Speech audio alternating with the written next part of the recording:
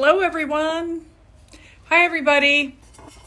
I am coming to you from my back porch, and I was excited about having an opportunity to talk with some dreamers.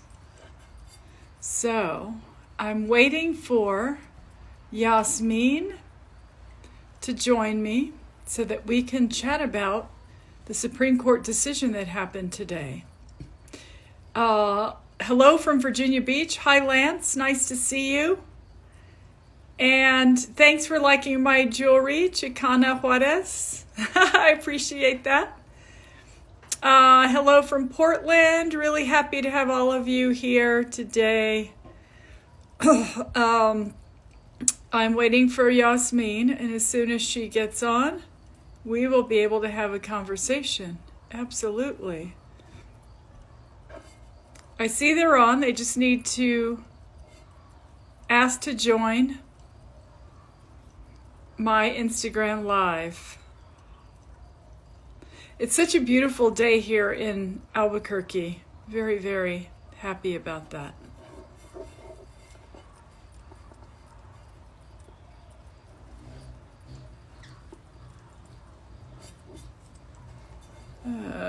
Okay.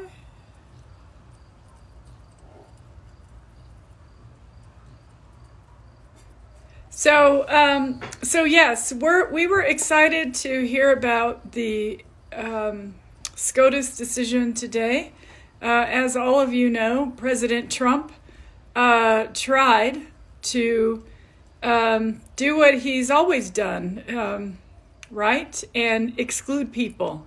Exclude them from this country, exclude them from opportunities, and so today the Supreme Court decidedly made a good decision that the Trump administration, when they tried to exclude DACA recipients from their status, that it was wrong, and so he could not do that anymore.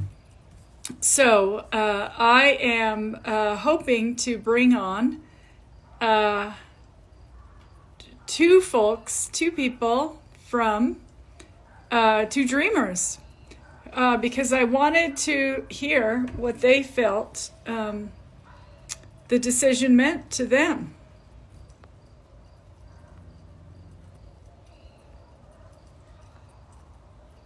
And I see some folks waving at me. Hello, everyone. Nice to see you.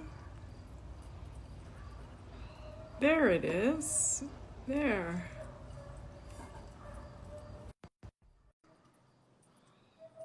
Hello?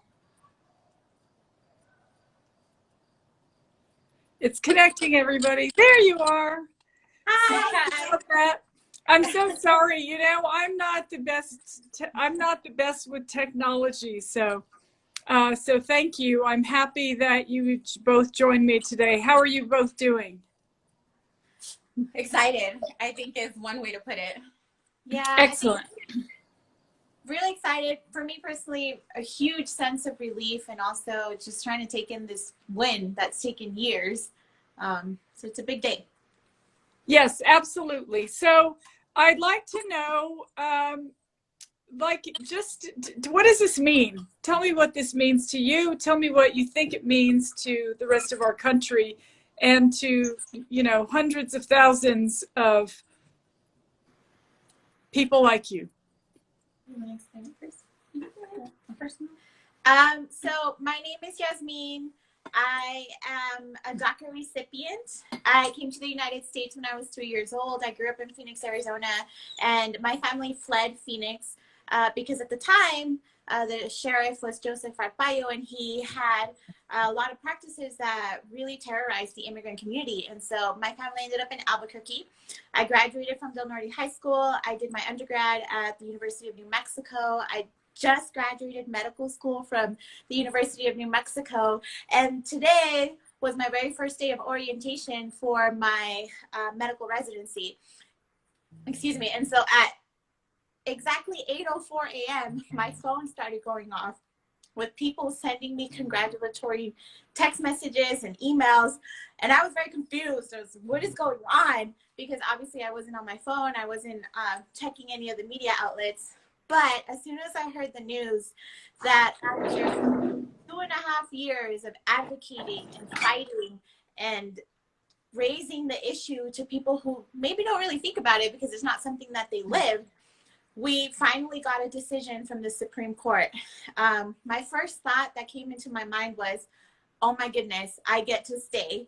I get to be a doctor. I get to stay with my community and do what I wanted to do. And then the second thought that came into my mind was, what was I doing in 2017 when I heard the news that DACA had been rescinded?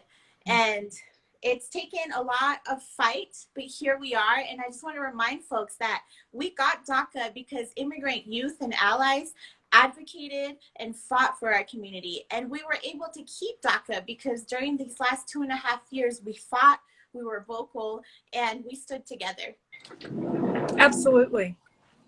Yeah, just to add to what Yasmin said, I also had DACA. I was the first documented attorney in our state. So to me, it was such a relief because I know that that means my sister gets to stay. She gets to treat New Mexicans as a doctor. But also, you know, 3 years ago when DACA was rescinded, on that first day of my job as a lawyer was the day that the Trump administration took DACA away. So I just remember thinking, how crazy that 3 years later, my sister gets to start her first day with this amazing decision.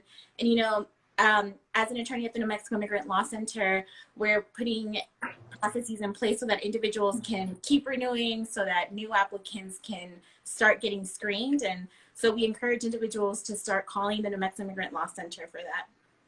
What's the number? Tell us the number and tell them what they need to do. Yeah, so the main front desk number is 505-247-1023. And as they'll call, they'll get screened and they'll get put on a list so that they can get started on the process on their first application. We have remote services and we continue offering them. We're going to start working with partners to help fundraise for filing fees. And so if individuals want to know more information, follow our social media accounts for the New Mexico Immigrant Law Center and the New Mexico Dream Team, Facebook, Twitter, Instagram. Excellent, excellent. So I'm so proud of you girls. My goodness, a law school graduate and a medical school graduate. That's so amazing. And just really proud of you in that sense, but also proud that you are going the extra mile and doing the extra work to make sure that other people can do what they need to do. And I'm happy about the decision. Of course, this president should have never done it in the first place, right? So, so what are the next steps? What are the next steps? What are, like, this larger community here in New Mexico, and across the country? What do you want us all to do, and what are we? I mean, what are you feeling like the next steps are to keep moving this issue forward? I think that's a great question. And I want to start off by first and foremost, like, we just got the news today. So just taking the time to celebrate this win and how much it took for us to get here, being present. I think the other thing to do is to get informed. And so following the New Mexico Immigrant Law Center pages, following the New Mexico Dream Team pages is the best way to stay informed on this issue in particular, but also remembering that it's not just one standalone issue. All these issues are interrelated. And our ultimate fight is for the liberation of our communities, minorities, and people who have been marginalized and oppressed. And only standing together can we achieve true liberation. What are things that we can do in order to do that? If you can vote, register to vote. Get informed on who you can vote on, that people whose values align with yours and who will represent you the way that you want to be represented. If you can't vote, which I can't because I'm not a US citizen, volunteer and organize your community. I can't vote, but I've been out there canvassing whenever elections are up for the people that I believe in and the people that I believe will vote according to what will be best for me and for my community. Other things that you can do is fill out the census. Fill it out. Do it online. you can do it in a matter of minutes, but that's one easy way to be able to get our community counted. Other things that we are also fighting for, because DACA only covers a small percentage of our immigrant community. There's about 600,000, give or take, folks who are currently benefiting from DACA. That number may go up as people are able to apply. People who weren't able to apply before it was rescinded but fulfilled all the criteria. However, there's 11 million plus immigrants, and not all of them benefit from DACA. And so these communities live in fear of things like Border Patrol and ICE and detention centers. And so all of these issues are tied, and we have to advocate for these detention centers where children are dying from things like dehydration. So fighting for these detention centers to be closed down, for our communities to be safe walking out and not be afraid to walk in the dark because of the color of their skin, and reallocating funds so that police brutality is no longer an issue. I mean, Albuquerque made it to the news because of what happened, trying to advocate for our community and speak against racism. Many of you probably saw on the news, people were advocating to bring down the statue of the conquistador, and tensions got high, and it was based in racism. And those are things that we need to continue to fight. And we do that by organizing, by voting, by filling out the census, and remaining informed. Thank you. And thanks for reminding everyone about the census. It's absolutely imperative. Absolutely. Thank you. That's what I've been doing too, but we absolutely need to, and there's no citizenship question on the census, everyone. There is not a citizenship question on the census, so please answer the census. It is so important.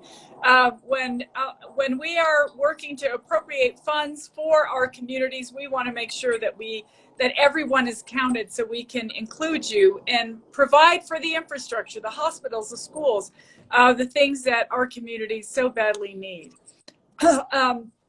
So thank you all, and thank you for reminding us that we do need to celebrate, right? I mean, so often we're stressed out. There's so many issues we need to take on. Everybody's protesting, but yes, we can celebrate. We can take a deep breath, and we can celebrate that our friends, our neighbors, our family members won't face that fear right now.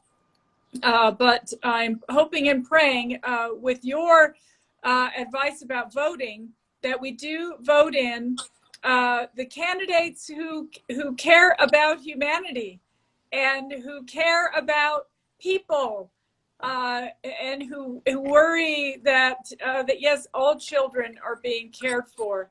And so I appreciate both of you so much coming and joining me today. Is there anything else you would like to add? Yes, the New Mexico Dream Team is having a Facebook Live tomorrow in the evening. Follow their social media accounts. The New Mexico Immigrant Law Center is supporting them and answering legal questions more in depth of what it looks like if you qualify, if you think that you might qualify, how to contact the New Mexico Immigrant Law Center so that you can start your application. Keep renewing if you're eligible to renew, and talk to an attorney if you have any questions. Again, it's free of charge. That's excellent. So listen, I support you wholeheartedly. So we're going to keep working hard to make sure that that Dreamers are here to stay. We want you all to have a future in our country, that one that you can rely on, one that you can depend on, one that you can feel good about. So let us know, stay in touch with our office, and we'll do the best we absolutely can. And how are you guys going to celebrate? Just asking. We've been dancing with our dogs in our living room. Excellent. And I should remind everybody, if you're out there protesting, if you're out there doing anything, please wear a mask. Please protect yourself from we still have a coronavirus happening in our country, and the numbers are going up in some states across the country. We don't want to be that kind of statistic.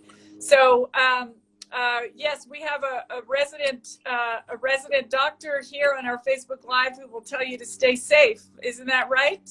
Yes, wear your mask, wash your hands, continue to practice social distancing, do everything that you can to keep yourself healthy and to keep those around you healthy. Right now at the university, we're capped. We're at 125% capacity in our ICUs from COVID-related admissions. So this is still an issue that's going on. The fact that we're reopening, we should still continue to have the same precautions and do it slowly, because just how our numbers can start to go down, they'll peak really easily. I mean, our neighbor, Arizona, they have the highest numbers that they have ever had. And this is as people are beginning to think that this is no longer a threat, but it still very much is a threat. Remain protected and follow the guidelines. Excellent. Thank you. Thank you both for joining me. And if I were there, I would be dancing with your dogs too. Thank you. Thank you so much. Okay, see you later. Thanks for joining me. We'll talk again soon, okay? Of course. Have a good evening. Bye-bye. Bye.